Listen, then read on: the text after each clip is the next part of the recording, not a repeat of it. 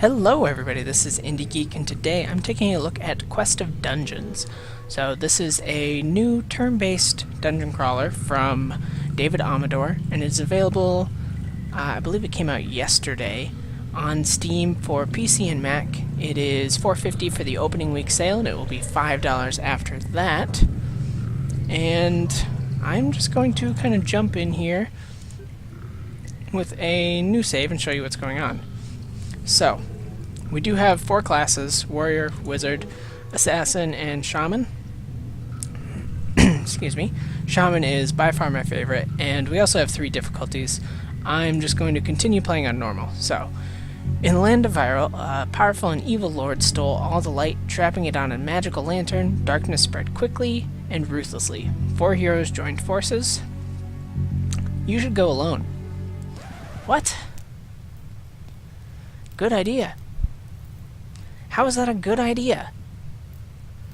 Divide and conquer. And you have a staff. You totally have a staff. Not quite sure about this. We will stay here. Yes. Okay. He is so dead. Totally. It's a dark night with just a gentle breeze in the air. You finally reach the ruins of the old Omphar mansion, but who knows what secrets and horrors lie inside, and will you survive? So that kind of gives you an idea of sort of the tone of the game. So this is where we're starting out. This is what all of the gameplay looks like. So it is kind of a top-down, like I said, turn-based dungeon crawler, and if I didn't mention before, it's got tons of roguelike elements. So you could kind of think of something like Dungeons of Dreadmore as kind of a recent example, kind of what to expect from this. That being said, I kind of feel that this is maybe better than Dungeons of Dreadmore. I say as I die. I'm just going to jump in as Shaman again. I like Shaman the best, so that is what I'm going to be playing. If I die again, I will do a different class. There aren't too many differences between the classes. Mostly it's just the abilities. But as far as, I was kind of comparing a bit to Dungeons of Dreadmore, I have found so far that this is kind of much more accessible to just pick up and play. Dungeons of Dreadmore kind of has a very big learning curve, and I feel like this is not only fun if you've played other games like it, but it's it's good for people who are looking for kind of a nice entry level to the genre as well. So, goodness, excuse me. It does work as you would kind of expect with turns. So anytime that we do an action, that counts as a turn, basically. And, oh nice, that's actually really good. And the enemy can perform actions anytime that we do. But, like if I were to just stand there, the enemy won't do anything. So, we also have inventory, quests, map, and that's just the pause button. So I'm going to go into my inventory, of course, and eat some food, which, yes, does take turn. And then we are going to... Oh, I wasn't paying attention to my health. That is kind of the big thing that makes it hard, is you do have to pay attention to your health. The game is not going to warn you, of course, that you're about to die. You just have to be ready to pay attention. And of course, your survival is really a lot of times based on random luck. Because, if you do not get the kind of items that you're looking for, like enough healing items, you're not going to make it long. That's pretty much what it comes down to. So I think health-wise I'm probably not doing well. Yeah. So again, this could be a run that is over pretty quickly. And that's what I found so far is, you know, I've played roughly an hour, and in that hour I played 3 rounds, and the first 2 were over within a minute or 2, and then the other one lasted basically an hour. So that is kind of what to expect. I only made it to level 2, although I was very thoroughly searching everything. So I suppose if you were searching a little less, you probably wouldn't take quite that long. But of course there are advantages as well to searching more. What you saw there was kind of one of the weird reactions. Let's see what our quest is. Oof, okay. So we actually have a quest to kill kind of a hard mob. Okay, try and get something here. Yeah, that'll work. Okay, I don't think I can use that, because I'm pretty sure that's a spell book. Oh, I did learn it. Okay, cool. So that is how we gain more abilities, which we use with right-clicking. Of course, I won't be doing that right now, of course. What the heck? Oh, I just used Berserk on myself. So that is actually an ability I can use on myself, but I also have Deep Cut. So that is how that system works. And that's really the kind of the big difference between the 4 classes, is the abilities. So the reason I made it so far before, and the reason that I like the Shaman so much, is I actually found an ability that allowed me to... Nice, another quest. That allowed me to heal myself. And all it was a turn cooldown. So basically I could heal myself and then just walk around for however many turns and then heal myself again. But that is obviously not the situation here. Let's see, can I afford anything useful? Not exactly. I mean, I could buy healing items, but I'd much rather buy a new weapon or like piece of armor or something, because healing items are pretty common, but new weapons and armor are not. Okay, so far so good. And so I'll go ahead and cast Berserk on myself. Okay, that's really good. I love the way the system works here, because you just get a really nice overview of whether or not a weapon is better or worse for you. So I feel like in kind of that regard, it is really helpful. Okay. Cool, I think I will go with that. So we're kind of seeing here, like I said, the way the turns work. Oof, that's not good. I guess I wasn't paying attention to that, but I already sold my other weapon, so I guess that is kind of the state of what is going to happen here. Okay, so yeah, as far as a gameplay standpoint, I think everything is pretty straightforward.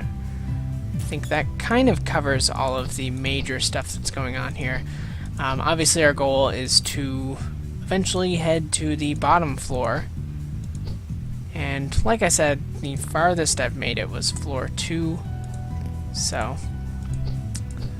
I'm not sure how many floors there are or how far we have to go to get there, but I would imagine from kind of a length standpoint this could probably go on for quite a while, especially just because your run is so much determined by random elements.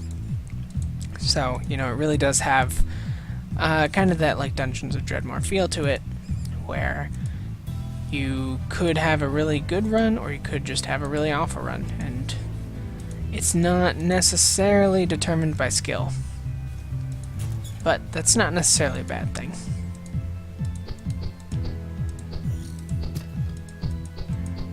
Yeah, all of the enemies kind of joke around with you a bit, which is pretty funny to see. Alright, got a key. Keys, of course, open chests, and certain chests take certain keys. So that actually demonstrated again. I think I began to talk about it, but didn't finish my thought. There's a weird interaction sometimes where you are right up next to an enemy. If you try and click into a space where then that enemy also wants to go, you do this weird kind of like automatic dancing around each other, and it kind of auto-generates your moves as well as it's auto-generating the enemy's moves, and it just waits until you both choose a spot that isn't the same, and it's a little awkward. I don't know, it just feels a little weird that that happens. Okay, well, I think this is going to be the end for me. I'll drink this milk, but I don't think it's going to quite get me out of this. Nope. That's okay. So I will start, I think, one more run as a shaman and kind of wrap up my thoughts here, because this pretty much covers what to expect from the gameplay. Nice chest right off the bat. Of course, I don't have any keys. Oh, I guess I didn't need a key. That's actually really nice. Interesting. So, yep. Oh, but yeah. So you equip something that you don't have the skills to use properly. Okay, so I guess I should stick with my staff. But I can equip that. And I can use this. Hardened skin. Okay, let's see. More resistant to damage. That's really good.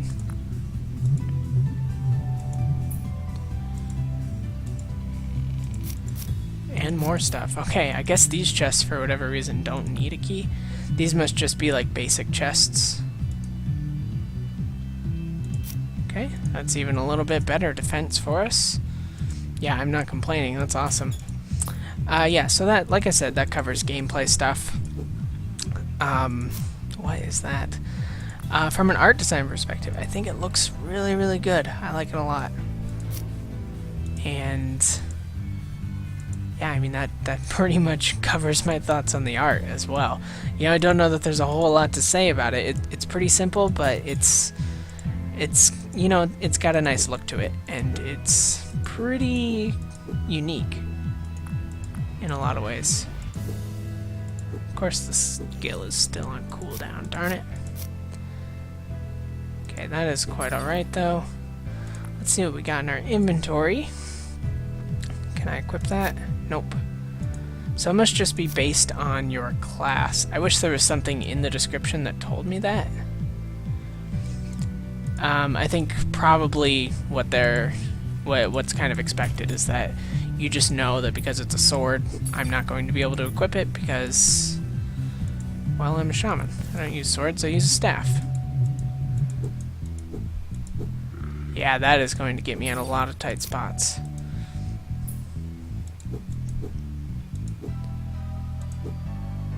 Oof, okay. I'm probably going to need to heal myself, although... Oh, nice. So that just happened randomly by stepping on a specific tile, which is kind of cool. Okay, yes, I do need to use something. I don't want to use that. Save that for once I've leveled up more and have more health to begin with. Because obviously with less than 60 total health, I don't need to use a potion that heals me for 90. But yeah, it looks really nice. It's, little pixel sprites, and I think they look great. All the creatures look really nice. The characters look really nice. And then, music-wise as well, everything sounds good. There's, lots of nice little, like, creature sounds, as well as the, music is pretty good. It's not necessarily what I would expect from a game like this, but it's good. I definitely like it a lot. Okay, whew, made it through that encounter.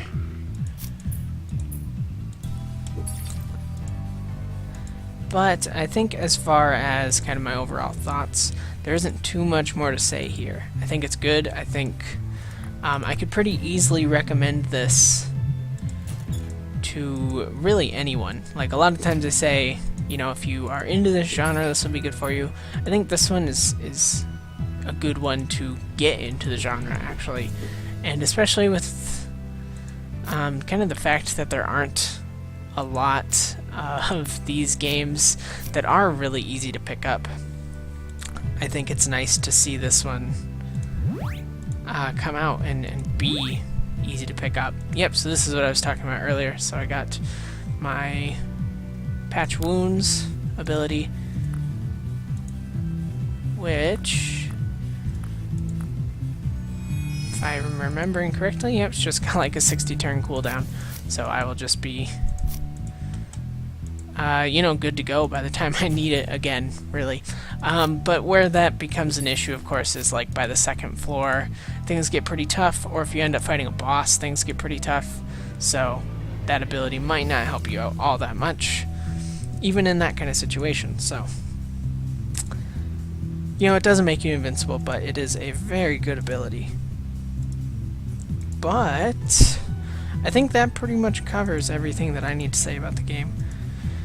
It definitely gets a huge recommendation from me. I will be spending a ton of time playing this, and I don't know, I may even do a couple episodes of it because I like it a lot. I'm having a good time with it, and you know, I'm interested to see kind of where it goes. I would like to see the end game stuff, but we will just have to see, of course. But yeah, that is where I'm going to leave this one off. Like I said, links in the description if you like what you saw and want to go pick it up. I definitely recommend you do. It's a very good game, and I think that you will get your money's worth and have a lot of fun with it. So, yeah, as always, feel free to leave comments if there's anything that you would like to comment on. Subscribe to the channel to see more of my videos every single day, and if you liked what you saw in this video, then please consider clicking the like button, because that helps out a lot, and I appreciate everything that you do to help. So with all of that being said, I thank you very much for watching, and I will see you next time.